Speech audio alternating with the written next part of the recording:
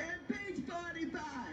Let's bring in, look who's here, Bill McGurn, Fox News contributor, member of the Wall Street Journal editorial board. Your reaction? Look, I think most people aren't paying attention because we know the outcome. And the irony is, I think impeachment, like the war powers resolution, it's just making Nancy Pelosi and the Democrats look weak.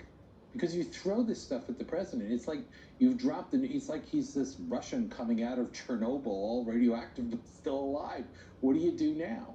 But, you know, the Mitch McConnell and Kevin McCarthy worry that, you know, future, you know, parties will try to bring up impeachment for any reason. They wanted to impeach the president for getting upset about the NFL protests. I mean, you wonder if this is why the polls show Americans are divided on impeachment. Yeah, look, I think one of the messages the Senate has to send is not only do I think it doesn't rise to an impeachable offense, but this Rube Goldberg process that Nancy Pelosi created, so unfair.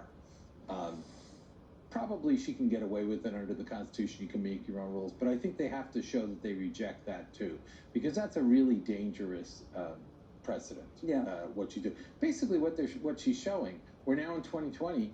They don't just trust the American. They don't trust the American voter, and they don't have confidence in their own candidates. Otherwise, he'd be out of there in 10 months. Well, it's undemocratic. Right. To vote to try to even oust Jerry Nadler said that at one point that every impeachment is overturning an election. Yeah, I want to move on to this. We've seen the headline, for example, in the magazine The Hill.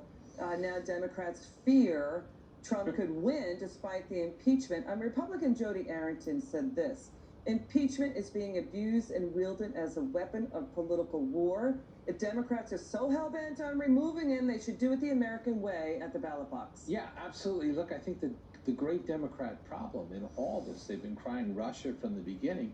They bored the American people to death. They keep promising there's something coming. There's something that's going to show Donald Trump's a Russian agent, and it's not. Let's show what the president has accomplished besides phase one of the China trade deal. 7 million new jobs, 500,000 manufacturing jobs, you know, record jobless rates, unemployment rates for African Americans, Hispanics. The chair of the RNC makes this point, that the Democrats are now campaigning in states that they say would want to have cut their power by getting rid of the Electoral College, right? Right. So that's an interesting take, too, that in other words, that the irony is the Democrats are barnstorming Iowa and some other states whose voting power they wanted to get rid of by abolishing the Electoral College. Look, they always want to change the rules. They change the rules on impeachment. They get Supreme Court decisions they don't like. They want to stack the court. Now, of course, they want to get rid of the Electoral College. It's all a sign that they don't have confidence that our agenda will beat President Trump's agenda. Do you feel like this has been unconstitutional and undemocratic from day one? Well, I'm not sure it's unconstitutional. Why? Because the Constitution gives a lot of latitude. But the way they proceeded without a vote first and the way they did it, I'm talking about from day one. Even, you know, well, the Daily News in March 2016 said impeachment. Right. Well, people are free That's not a democracy. No, well, people are free to advocate what they want. But the actual process she did was, I mean, look, I think that when people complain about partisanship, it's overblown. The founders expected people to be partisan, but they expected some rules. And Nancy Pelosi just created her own rules. Yeah. Wasn't interested in these witnesses. Yeah, impeachment as a political weapon. Okay, Bill McGurn, thank you so much. Thank you. Tonight, breaking news on how former FBI Director James Comey fought behind the scenes to stop the then Director of National Intelligence, James Clapper.